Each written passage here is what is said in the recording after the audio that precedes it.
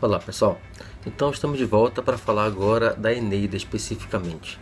É muito importante porque essa obra é o marco da literatura latina, sem dúvida é a obra mais importante da produção artística literária dos romanos do período clássico, mas acima de tudo é uma obra que forjou todo o pensamento literário ocidental posterior. Inspirado na tradição grega, é verdade, esse poema carrega todas as nuances da cultura, das intenções, da formação do imaginário romano. Ela representa aquilo que seria o ideal da formação histórica, mitológica, obviamente, do povo romano. Isso sob os auspícios de Augusto, certo? Então a história, a Eneida, é para entender bem, é preciso, é claro, entender bem também as narrativas de Homero, né? Os poemas épicos de Homero, porque a história da Eneida começa com esse herói Enéas fugindo do incêndio de Troia quando Troia foi invadida pelos gregos na famosa guerra de Troia causada pelo rapto de Helena por Paris, certo? Então, Vênus, a mãe de Enéas, né, vendo que a cidade estava destinada a ter o seu fim, destruída pelo incêndio, pelo saque dos gregos, ela resolve então chamar o seu filho Enéas, né, para fugir do incêndio, fugir do ataque, reunir a sua família, o seu pai, a sua esposa e seu filho e alguns guerreiros para sair de Troia e começar então um novo destino, traçar um novo destino, que é reconstruir Troia em outro lugar. Certo? Essa nova Troia que na mitologia romana, nessa construção mitológica, será a própria Roma, certo? E a intenção também dessa obra, culturalmente, politicamente falando, ideologicamente falando, né, era a justificativa do projeto de restauração de Augusto, ou seja, porque a Eneida situa a família imperial na linha de descendência do herói troiano Enéas. O próprio Júlio César, né, já havia acenado para a lenda da família Júlia, que procederia então de Iulo, que é o filho de Enéas, certo? Muito bem. O que acontece então basicamente é o seguinte: Enéas, que é um personagem secundário naqueles episódios de Homero, ele acaba sendo o protagonista dessa nova trajetória, o que prova, além da origem divina romana, também uma ascendência muito importante de origem grega para os romanos. Afinal, como você sabe, eles gostavam muito, né, da cultura grega. Troia derrotada, então, Enéas foge com o seu pai Anquises, sendo carregado às costas. Ele se perde na confusão da fuga da sua esposa, Creusa, mas ele é inspirado a continuar, porque ele haverá na nova terra que ele vai, sobre a qual ele vai reinar, ele encontrará uma nova esposa que gerará a futura nação que prosperará sob seu nome, que será, como eu disse, a Roma de Augusto. Então, a Eneida, como nós falamos, tem 12 cantos, né? A gente não vai comentar todos os cantos aqui, não vai fazer o resumo do livro, vamos falar apenas de algumas coisas do enredo de modo geral, da narrativa, e comentar alguma coisa a mais de alguns dos episódios que acontecem nessa aventura de Enéas, né? Então, no primeiro canto, quando começa a narrativa, né, que tem aquele trecho que nós vimos, a evocação, as musas para inspirar o poeta, a proposição da narrativa, ele vai cantar, né, as armas e o herói, né, ele vai cantar então as guerras pelas quais passou Enéas, que é o grande herói da Eneida. Então, logo no canto 1, nós nos deparamos com Enéas tendo sobrevivido ao naufrágio e às costas das praias de Cartago, certo? Ali, nós sabemos que ele já tinha viajado por 7 anos rumo a um novo local onde deveria cumprir sua missão de fundar uma nova cidade, depois de sair de Troia. Então, depois de ter sido atingido por uma tempestade causada por Éolos, a mando de Juno, ele chega a Cartago, apesar dos esforços da deusa para impedi-lo. pois o deus Netuno acalma o mar para que as naus remanescentes encostem na praia. Lembre que a grande inimiga de Enéas nessa sua aventura é Juno, ou em grego Hera, a esposa de Zeus, Júpiter em latim. Então Juno é a grande inimiga de Troia, porque já na guerra de Troia ela era grande inimiga dos troianos. Por quê? Porque justamente é preciso lembrar uma história anterior, né? Que a gente conhece como na mitologia como a escolha de pares. Então vamos fazer um parênteses aqui para relembrar essa história antes de continuar a narrativa da Eneida. Então, Paris era filho de Príamo, que era o rei de Troia, casado com Écuba. E consta que ela teria tido 19 filhos. Alguns dizem que ela teria tido 50 filhos. Pois bem, Paris seria o filho mais novo e que, segundo uma profecia dita por sua irmã Cassandra, que previa o futuro, ele causaria a destruição de Troia. Acontece que Cassandra, que era sacerdotisa e previa o futuro, ela não era acreditada. As pessoas não acreditavam nas suas profecias. Isso porque, segundo consta também na mitologia, Apolo, né, que era um dos principais deuses da mitologia grega, entre outras qualidades e atributos, ele era também o deus da profecia. E ele se apaixonou por Cassandra, que prometeu deitar-se com ele caso ele, o deus, lhe concedesse o dom da profecia. Pois bem, ele concedeu o dom da profecia, só que Cassandra não quis nada com ele. Como ele não poderia retirar o dom que ele concedeu a ela, ele determinou que ninguém acreditaria nas suas previsões. E de fato, quando Cassandra avisou que o nascimento de Paris causaria a desgraça, a ruína de Troia, ninguém acreditou. Porém, a mãe do rapaz, a mãe da criança, Écuba, sonhou, quando o filho nasceu, que ele estava correndo pela praia, ao fundo a cidade pegando fogo, né? Então ela resolveu acreditar na profecia. E por isso ela entregou seu filho para serem criado por alguns pastores. E Paris cresceu como um humilde pastor, né? Longe da família real e tudo, né? Mas como a gente sabe, o destino devia ser cumprido. Troia deveria ser destruída e Paris seria o causador. Então, paralelamente a essa vida humilde de pastor que Paris levava, afastado da realeza, né, aconteceu um outro episódio no Olimpo, né? Um casamento entre Tétis com o rei Peleu no Olimpo, um grande casamento, todos foram convidados, menos Eris, a deusa da discórdia, veja só. Que mesmo sem ser convidado, olha que deselegância, apareceu a si mesmo. E, como era a deusa da discórdia, como forma de se vingar, ela teria jogado à mesa dos convivas uma maçã de ouro, belíssima maçã de ouro, escrita A mais bela. Bem, já viu a confusão, né? 3 deusas reivindicaram a maçã para si, como sendo a mais bela, né? Juno, a esposa de Júpiter, né? Em grego Hera, Atena, a deusa da sabedoria e das batalhas, né? Em latim Minerva, e finalmente Vênus, Afrodite em latim, deusa do amor. Júpiter, que não era besta nem nada, resolveu não se meter na treta e disse: olha, vou pedir para outra pessoa decidir isso, para quem vai a maçã. E ele escolheu Paris, porque ele tinha a fama de ser muito honesto, para ele escolher a quem caberia aquela maçã. Estava então Paris tranquilamente, longe da realeza, longe das confusões, e a ele determinado que entregue a maçã para a deusa mais bela. E cada uma das 3 vai lá tentar fazer um lobby com o rapaz, né? Juno, né? Diz a ele que se ele a escolher, ele vai provê-lo de poder, vai torná-lo um homem muito poderoso. Minerva vai até ele e diz que se ele a escolher, ele ganhará sabedoria e será vencedor em muitas batalhas. E Afrodite ofereceu a Paris a mulher mais bonita do mundo, né? Naquela altura, Paris estava namorado de uma ninfa, né, Enone, que também tinha o dom da profecia e que tinha o dom da cura também, né? E Paris escolheu Afrodite, né? O que causou a ira das outras deusas, ficaram inimigas de Paris, certo? Então, logo depois desse episódio, né, havia uma festividade em Troia, na cidade de Troia, né? E um dos prêmios eram os novilhos. E como o Paris era muito pobre, ele resolveu participar das festividades e das competições para ganhar o prêmio, né, e levar para sua família. A sua esposa Enone o advertiu que se ele fosse, coisas ruins aconteceriam, né? Mas ele foi assim mesmo.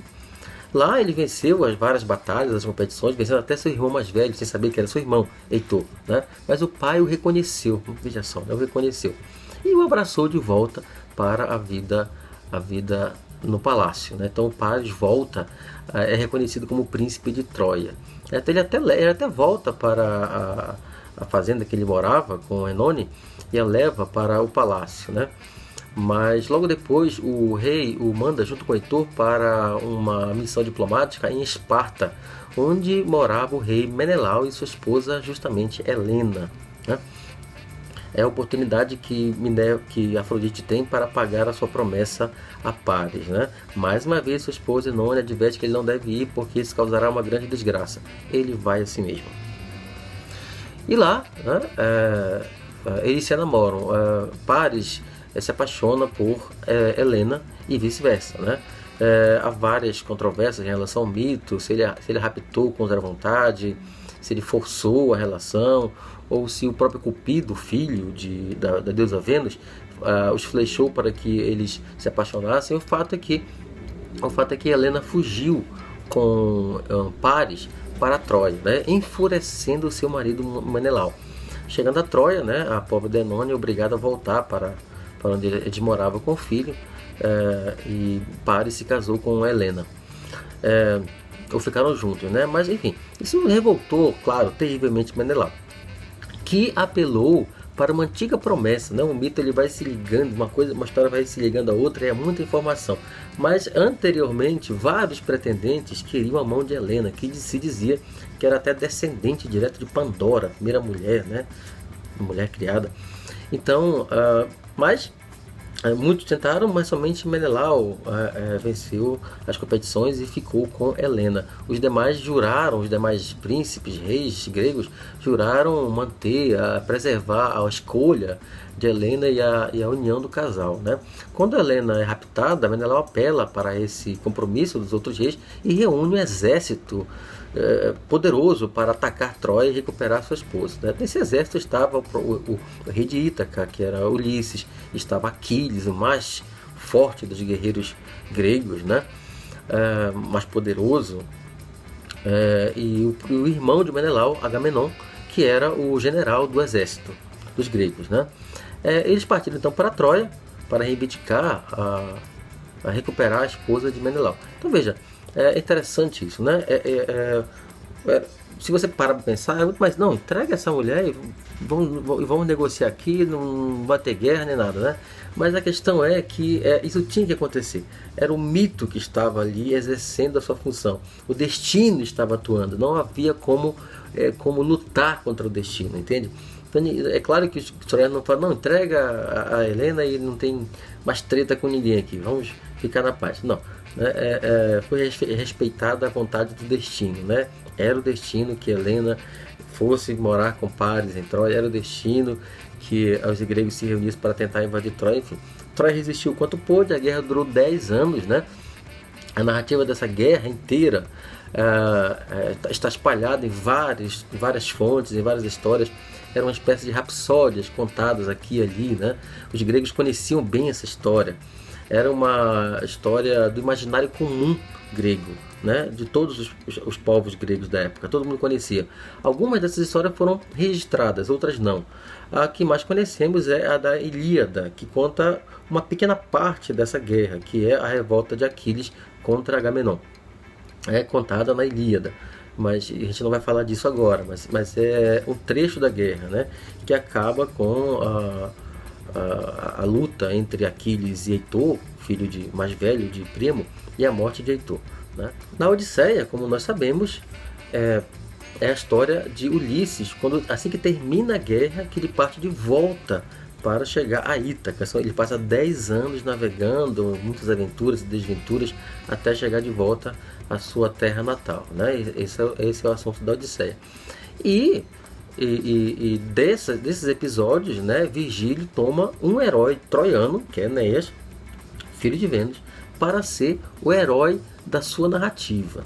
Certo? Então Enéas ele estava naquela guerra, ele estava envolvido naquele conflito, certo?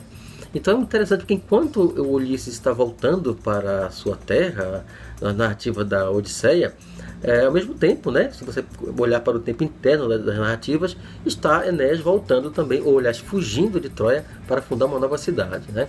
E a gente começa a Eneida assim, ele já tendo saído de Troia, já tendo passado por muitos lugares, enfrentado tempestade, até que chega às margens da África, no norte da África, na cidade-estado de Cartago, né, uma cidade fenícia. E lá na praia, após uma certa desconfiança, né, saber se é seguro ou não, ele tem ajuda, ele recebe constantemente ajuda de sua mãe Vênus, lembrando que Vênus, né, que foi escolhida de Paris, defendia os troianos, né, era a favor dos troianos, os deuses interferiam nas guerras, de verdade interferiam, participavam das batalhas mesmo, até lutavam entre si. Então Enéas representa os troianos e Vênus representa a deusa que defende os troianos. Né? Obviamente, já aconteceu antes na Guerra de Troia, a deusa Juno e Minerva eram terrivelmente contra os troianos, ainda muito ressentidas pela escolha de Paris. Né? Então Juno vai ser a principal delas. Juno vai ser a que mais vai se colocar contra o sucesso de Enéas. Ela vai todo o tempo fazer de tudo para impedir que Enéas chegue à Itália e funde a nova Troia. Ela é revoltada contra os troianos. Né? Então é sempre esse embate entre Vênus e Juno. Né?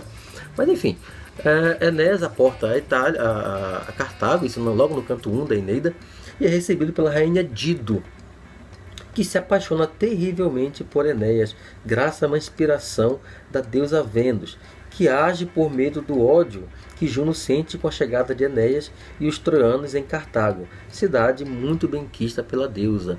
De fato, é importante esse detalhe, né? Em Cartago, Juno era muito venerada, e por isso Juno faz questão de reforça essa ideia de tentar impedir o Enéas chegue a Roma, porque ela, como deusa, sabe que no futuro, né, os descendentes de Enéas em Roma vão travar batalhas contra Cartago e a cidade onde ela é venerada será destruída. Ela, como divindade, sabia disso, é um dos motivos pelos quais ela luta tanto contra Enéas, impedi-lo de chegar ao seu destino. Ela até tenta fazê-lo ficar em Cartago, para que isso também impeça de que Roma surja no futuro e dê fim aos seus súditos em Cartago. É ainda no canto 1, no final do canto 1, quando a rainha recebe os seus convidados, né, os soldados de Enéas, o filho de Enéas. Àquela altura o seu pai já havia morrido. Ele vai contar na narrativa que ele vai começar a seguir. O seu pai já havia morrido. Então nos livros 2 e 3, né, a pedido da rainha Dido, Enéas narra para ela as suas desventuras, começando com a derrota de Troia, quando estava lá o incêndio de Troia, a história do cavalo de Troia e tudo mais. Conta essa história para a rainha, conta como ele chegou até ali, conta a morte do pai, enfim, vai contar no livro 2 e 3 as suas infelizes desventuras até chegar aquele momento, certo?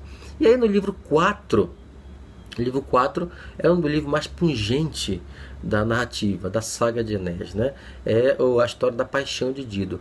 Àquela altura, ao fim da narrativa de Enéas, Dido já estava perdidamente apaixonada, graças ao Cupido, filho de Vênus, que mandou seu filho flechar a pobre da Dido para se apaixonar por Enéas. Esse livro 4 em particular merece muita atenção e tem muitas coisas interessantes para debater.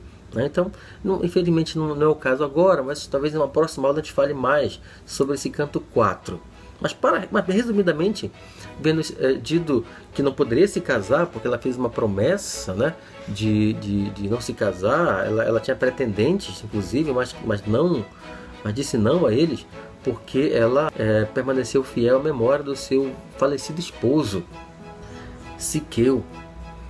Então ela dispensou um pretendente que depois vai se revoltar, inclusive quando sabe que ela está namorando, né? Está namorada de Enéas, que é Jarbas. Enfim, mesmo assim, né, eles têm uma relação, né? A própria Juno, né, em conluio ali com Vênus, que cria uma situação para que os dois fiquem juntos, né? Mais uma vez, Vênus tem medo do que Juno possa fazer com seu protegido Enéas, e por isso faz um acordo com Juno, um acordo assim meio bem estranho, né? Tem outras implicações para que os dois fiquem juntos, né? Que eles consumam as núpcias para que Enéas permaneça em Cartago, né? E é o que acontece. Eles realmente mantêm uma relação, existe um simbólico casamento entre os dois, né? Mas essa notícia da relação dos dois, né, não agrada muito nem a cidade, que fica parada porque Dido está tão envolvida que deixa de administrar como deveria a cidade. Esse boato da sua relação, dessa traição, né, à memória do marido e portanto os pretendentes que a queriam, se espalha rapidamente, né? E por causa disso, Enéas é lembrado, né, por Zeus, através de seu mensageiro Mercúrio, que ele deve partir de Cartago, que ele já está ali há muito tempo, não deveria ficar lá. O destino de Enéas não é ficar em Cartago, não é esposar Dido, né? O destino dele é chegar à Itália, ao Lácio, formar e fundar a nova Troia. Esse é o destino. Então ele é obrigado a sair de Troia, né? Obviamente, isso não é bem recebido por Dido, né? Que fica desesperada, descontrolada com a partida de Enéas, né? Enéas não tenta explicar, tenta falar, né? São cenas muito comoventes, né? Enéas em prantos tenta explicar que não é vontade dele, que ele precisa cumprir o destino que lhe foi imposto, que ele precisa partir das plagas de Troia, de Cartago, para chegar às costas da Itália. Mas enfim, nada disso parece arrefecer o grande desespero de Dido e nem acalmar seu coração. Ela tenta de todas as maneiras fazer com que Enéas mas Enéas precisa partir. É um momento muito pungente, muito triste. Eu acho que é o momento mais doloroso da trajetória de Enéas, porque ele é obrigado a cumprir seu destino, a cumprir suas obrigações, em detrimento da sua, talvez, vontade, que era de permanecer ali. E ele ficaria muito bem, ele ficaria rei de uma rica e próspera cidade, né? Cartago será uma grande e próspera cidade, com uma rainha muito, que consta, né, pelas narrativas de Virgílio, muito bela e soberana daquela região. Então seria muito conveniente para Enéas ficar ali, mas ele é obrigado a partir. E essa é uma das cenas mais tristes, mais comoventes de toda a história da Eneida, né? Ao fim do livro 4, Enéas parte, ainda de madrugada, né, como que se fosse fugitivo de Cartago, e parte mais uma vez para o seu destino.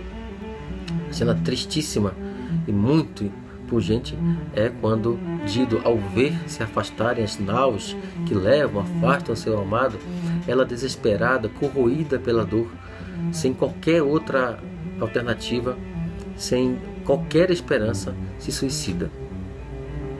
E é o triste fim do amor, da paixão de Dido e Enéas. Esse livro 4 é muito interessante, vale muito a pena depois você ler com cuidado, com mais calma. Bem, retomando a viagem, né, Enéas e os troianos aportam na Sicília novamente. Eles já tinham passado por lá antes, quando vieram de Troia. Como passou um ano desde a morte de seu pai, Enéas decide fazer jogos fúnebres em homenagem a ele. As mulheres troianas, cansadas das viagens errantes e motivadas por Juno, lembra Juno, sempre inimiga de Enéas, tocam fogo nas naus. Porém, uma chuva abundante ajuda a apagar o fogo e, no fim, 4 naus restam para dar prosseguimento à viagem.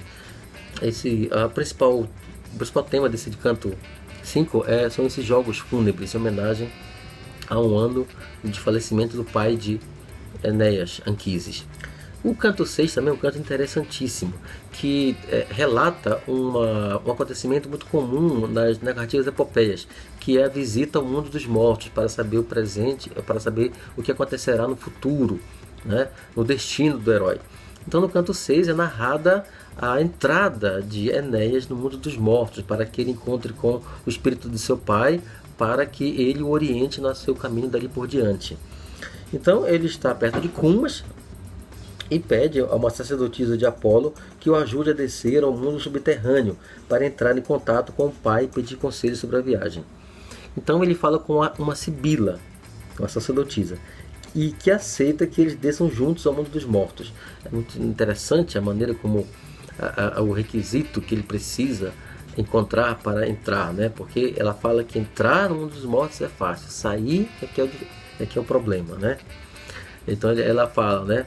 Entrar tudo bem, mas sair, hoc opus hic labor. Esse é o trabalho, esse é o problema, né? Então essa é a dificuldade, né? Esse é o trabalho, essa é a dificuldade, sair, né? Então é muito interessante. Nós temos a visão, a descrição do mundo dos mortos, né? Eles passam pelo rio Estige e Enéas vê todos os tipos de mortos. Ele reencontra companheiros que morreram em batalha ou nas vicissitudes que lhe atormentaram durante a viagem, né? E ele chega no Vale dos Apaixonados, né? Que é uma área, uma parte lá do mundo dos mortos, né? E lá ele reencontra a pobre Dido, que está lá, né? Ainda ferida por amor. Né? Virgílio nos conta aqui, também numa passagem muito emocionante, nos conta que ele grita, implora para falar, para que ela fale com ele, mas ela não fala, ela apenas dá um grito e sai correndo como um animal de caça ferido. Né? Essa imagem do cervo ferido, que já tinha começado lá no canto 4, era retomada aqui no canto 6, né? Dessa imagem quando Dido foge de Enéas, ferida ainda, literalmente como uma corça, como um animal ferido, dilacerado, com a flecha cravada no seu coração. Uma imagem da morte que lhe afligiu, literalmente e metaforicamente, né? Quando seu coração se partiu ao se decepcionar com a não correspondência do amor de Enéas, e também quando ela cravou a espada em seu coração e morreu. Então é uma cena muito bonita, muito triste, né? Chora muito, né? Virgílio nos descreve essa cena, que é muito interessante, muito pungente. Ele atravessa então o Tártaro e chega aos Campos Elíseos, o lugar em que era a morada dos heróis, a morada daqueles que morreram nas batalhas, morreram pela pátria, né? Digamos assim, é o paraíso do mundo dos mortos. E lá, né, ele presencia o desfile das almas, né? Nesse momento é importante lembrar que a descrição de como seria o mundo, esses Campos Elíseos, em que essas almas dos grandes heróis desfilam, estão se preparando para reencarnarem, né? Relembra muito a descrição que nos faz Platão no livro 10 da República, né? O mito de Er. E ele conta como são os ciclos, né, do mundo dos mortos, a preparação para reencarnar. Também um pouco do sono de Cipião, de Cícero, que ele também descreve na República. Então ele está lá no mundo dos Campos Elíseos, né, encontra seu pai, ele vê o desfile das almas e é claro, nesse momento vem a propaganda, o merchan de Augusto, né, e aparece inclusive ele vê a aura daquele que será o grande imperador de Roma, aquele que será o grande salvador de Roma, que é a figura de Augusto, né? O pai de Enéas aqui que vai dizendo quem é quem ali, né? Quem são aquelas personalidades. Aí entra na fila a família Iula, né? Iulia, que é a família agens, né? Agens de Augusto, de César, né? Então esse é o momento que tem o desfile das almas. E Anquises revela então qual deve ser o destino de Enéas, destino de Roma, né? E depois disso, né, a aura de Anquises se esvai e ele e a Sibila saem do mundo dos mortos. E assim se encerra o canto 6. No canto 7, Enéas chega ao Lácio e é recebido calorosamente pelo rei dessas terras. Latino é o nome do rei. Esse rei teria recebido uma profecia dizendo que uma divindade casaria com sua filha, Lavínia. E esse estrangeiro, essa divindade, chegaria em suas terras. Por isso, rapidamente, o rei latino acolhe Enéas e os troianos e oferece a mão de sua filha a ele. Só que ela estava prometida para outro rei daquela região, Turno, que não gosta nada disso, que era pretendente de Lavínia. Então, descontente que ficou, começa então a reunir o exército para lutar, né, contra o rei latino e contra Enéas para recuperar a sua prometida esposa. Então esse é o contexto do canto 7. E começa a batalha, a guerra entre Turno e os troianos. No canto 8, o deus do Tibre, o deus do rio Tibre, aconselha Enéas a enfrentar a guerra e, para ser bem sucedido, pedir ajuda a Evandro, o rei dos Árcades, daquela região também, fundador de uma cidade na colina Palatina, que no futuro será uma das cidades que farão parte da cidade de Roma. O rei Evandro aceita a aliança e propõe que se unam aos etruscos. Durante os preparativos para a batalha, Vênus pede ao seu marido, o deus Vulcano, Hefestos em grego, que confeccione armas e um escudo para Enéas. É uma outra recorrência da poesia épica, né? Também Vênus pede que seu marido Vulcano confeccione uma nova armadura para Aquiles durante o cerco de Troia, né? A construção do escudo para o herói. Nesse momento, né? A Deus entrega as armas a Enéas e o troiano parte com o filho de Evandro, Palante, para a batalha, né? É interessante notar porque no escudo que Hefestos ou Vulcano faz para Enéas, existem várias figuras, uma descrições de cenas entalhadas no escuro que dizem respeito à história futura de Roma. Então ali você tem a descrição das cenas do que será o futuro de Enéas, o que será o futuro quando fundada a cidade. Então, essa descrição do escudo de Enéas é também muito interessante nessa cena do livro 9. Do livro 8, aliás. No canto 9, Turno aproveita a saída de Enéas e ataca o acampamento troiano, tocando fogo nas naus. Porém, Júpiter as transforma em ninfas. A defesa do acampamento cerca Turno, mas ele escapa nadando de volta para o seu próprio acampamento. Então, mais uma cena de batalha.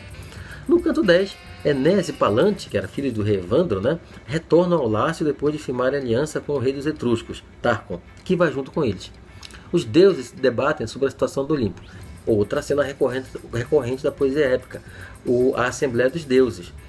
Aconteceu na Ilíada, aconteceu na Odisseia e também acontece aqui na Eneida. Os deuses se reúnem para deliberar acerca do andamento da guerra. Porque cada deus tem seu partido, defende um lado ou outro, né? A gente sabe que Vênus está do lado de Enéas e Juno está contra Enéas.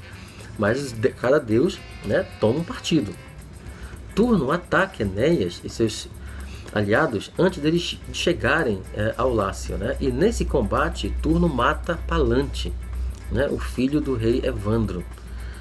Mesmo assim, eles conseguem escapar e os troianos vencem essa batalha.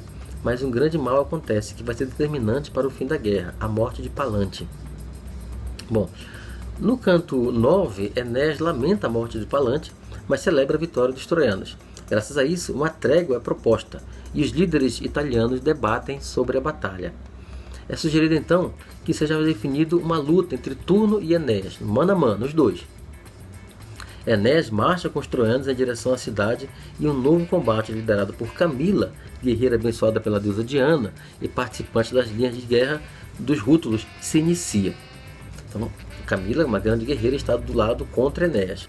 Porém, Camila é morta por uma flecha lançada em combate. Então é uma cena muito pungente, a morte dessa, embora ela seja contra Enéas, né, a gente acaba torcendo por ela, porque ela é uma grande guerreira, uma amazona na verdade. E a morte dela é muito triste também nesse canto. O canto 12, o último livro, Turno propõe o duelo a Enéas, que aceita os termos. Então vai ser os dois mano a mano. Quem vencer leva tudo. Enquanto eram feitos os preparativos, Juturna, irmão de Turno, cria uma desavença entre os latinos e os troianos, e a batalha recomeça, fazendo com que Enéas seja ferido. A deusa Vênus cura Enéas para que ele lute no duelo com Turno. Na luta, Enéas fere Turno, mas hesita em matá-lo. Porém, para vingar Palante, crava a espada no coração dos reis dos Rútulos.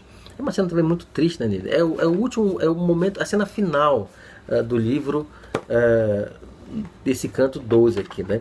A história acaba de modo muito abrupto, na verdade. A gente imagina que vai continuar, porque é um final tão inesperado, possivelmente porque Virgílio não pôde terminar, não pôde preparar um final, ou continuar, talvez no livro 13, né? Mas termina assim, com a vitória de Enéas, certo? Mas a cena é a seguinte, é muito interessante porque mostra esse lado mais humanizado de Enéas, esse lado que é mais passional, né? O pathos sobre a ratio, sobre a razão, que aparece muito frequente em Enéas, né? Eu vou ler aqui rapidamente esse trecho final do canto 12. Está lá, portanto, né, Enéas, tendo vencido a Turno, está com ele subjugado, né? Está caído, vencido por Enéas. Os rútulos, né, que são os soldados, o povo de Turno, soltam um grande alarido e toda a montanha remuge em derredor e as profundas florestas estendem longe o ruído. Turno, humilde e suplicante, volta seus olhares para Enéas e a sua destra suplicante e diz: mereci por certo a morte, nem a evito com minhas súplicas. Usa do teu direito. Mas, se alguma compaixão de um infeliz pai te pode comover, também para ti foi tal teu pai Anquises, tem dó da velhice de Dauno e restitui-me aos meus. Ou, se preferes, envia-lhe o meu corpo privado da luz. Ele apela para o fato de que seu pai é velho, que ele precisa cuidar do pai.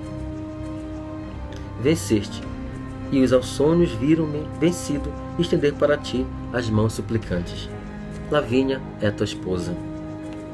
Não leves mais longe teu ódio. O impetuoso Enéas deteve-se, imóvel sobre suas armas, volvendo os olhos e reteve sua destra. Já hesitava mais e mais, e as palavras de Turno começavam a dobrá-lo, quando, no alto do ombro de Turno, apareceu o Baudrier funesto, e brilhou o cinturão com as bulas bem conhecidas do jovem Palante, que Turno prostrara com um golpe mortal, e cujas insígnias ele trazia nos ombros. Então, Enéas está mudando de ideia, não vai matar mais Turno, mas ele vê os despojos de Palante, o jovem rapaz, filho do rei Evandro, que estavam no uniforme de Turno, que recolheu como espólio de guerra. Então ele vê o cinturão de Palante com Turno, e aí ele muda de ideia e continua. Enéas, à vista desses despojos que lhe reavivaram uma dor cruel, inflamou-se de furor e de terrível cólera. Que? Hás de escapar daqui com os despojos dos meus? É Palante, sim, Palante quem te imola com este golpe. É ele que se vinga do teu sangue criminoso. Dizendo isto, arrebatado de cólera, enterra a espada no meio do peito. Os membros de Turno então desfalecem sob o frio da morte, e sua vida indignada foge com um gemido para as sombras.